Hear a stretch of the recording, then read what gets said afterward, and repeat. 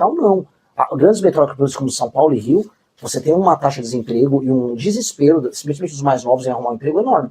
Outra coisa que a gente tem hoje, só nos aplicativos de entrega mais o Uber, está falando de milhões de pessoas. Sim. Quando a gente multiplica pelas famílias, no custo de 3, 4 pessoas, você está falando de mais de 10 milhões de pessoas dependentes de um modelo alternativo de trabalho. Que eu não recrimino. O cara faz o horário dele, tem gente que tira 6, 7, 8 pau, bem menos tributado, e ele tem alcance de dependência financeira, ele se vira.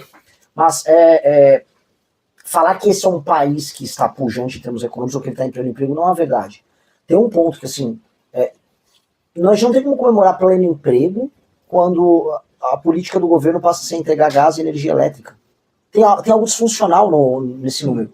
E quando a gente vai, e aí roda o Brasil e vê cidades inteiras em que não há ocupação para as pessoas, não há atividade econômica. O que há, especialmente em estados nos interiores, a partir de Minas isso começa a ter bastante, tem muito no Rio também. Um misto de...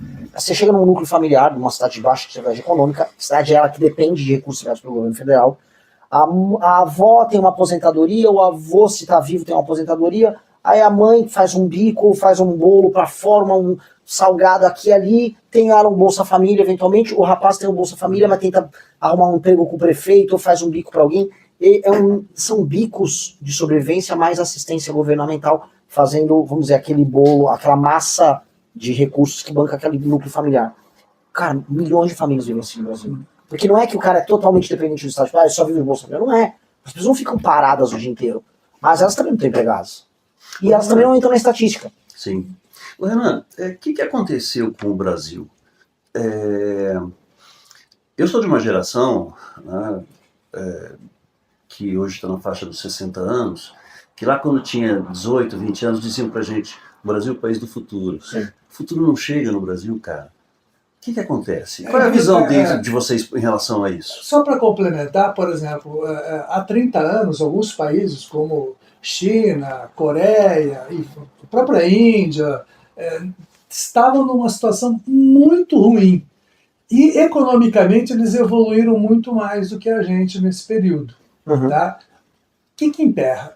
O Brasil começa a passar pelo surto de industrialização dele, e formação de cidades, e sindicatos, e modernidade. Já no começo do século XX, São Paulo.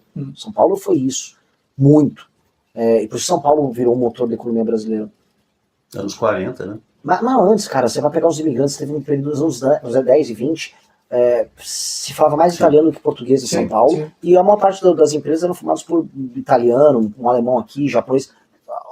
Foi um surto que teve. E esse surto, ele acelera, tem o período Vargas, que o Estado entra, vamos dizer, de maneira mais sólida, mas as decisões tomadas nesse período, elas vieram com consequências. A gente hiperburocratizou não só o mercado de trabalho, mas hiperburocratizou abrir e fechar empresas. O Estado brasileiro ele não se entendeu como um Estado que precisa ser veloz e ágil num fenômeno de crescimento econômico. E aí a gente passou a ter um discurso que, por mais que a análise estava certa, o Brasil é muito desigual, ele virou quase como um trauma. A gente está sempre preocupado em, não, a gente tem que fazer o bolo crescer ou repartir o bolo? Não, vamos agora repartir o bolo. Enquanto que a China, Coreia, se deram exemplo, e Vietnã agora, posso botar a Índia, sim. Elas olharam todos, porque a gente tem que entender que o crescimento da China se deu vendo o crescimento de outras experiências de terceiro mundo e vendo as falhas deles. O atual líder chinês ele foi muito claro e falou, nós não vamos seguir o modelo latino-americano. O modelo latino-americano é inimigo do trabalho, a China é outra coisa. Tem artigo deles sobre isso. E qual é a tese deles? São todos os modelos asiáticos, muito liberais. Posso, Singapura, Coreia do Sul, Vietnã e China, para pegar aqui. Muito liberais em termos de relações laborais. Eles controlaram o sindicato. Tributação muito leve.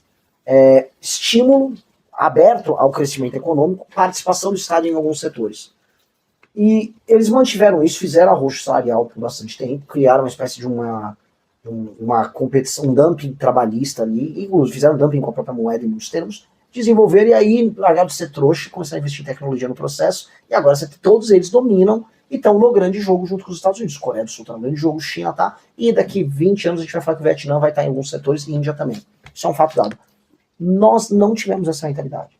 A gente tem que entender que nós não tivemos, e nós não superamos, aí é uma questão política, que eu vou pegar autores que hoje são lidos pela direita, mas são autores que vieram da esquerda, o Raimundo Faoro, os donos do poder do Brasil, tal do estamento burocrático. Há uma burocracia, um regime patrimonialista que a gente tem, que ele próprio é mais inimigo do funcionamento da economia brasileira do que a própria esquerda, em muitos termos. O peso econômico do Estado brasileiro é dado muito mais pelo centrão, ainda que a esquerda tenha ideias que eu considero erradas e, vamos dizer, inimigos do desenvolvimento econômico para muitas coisas.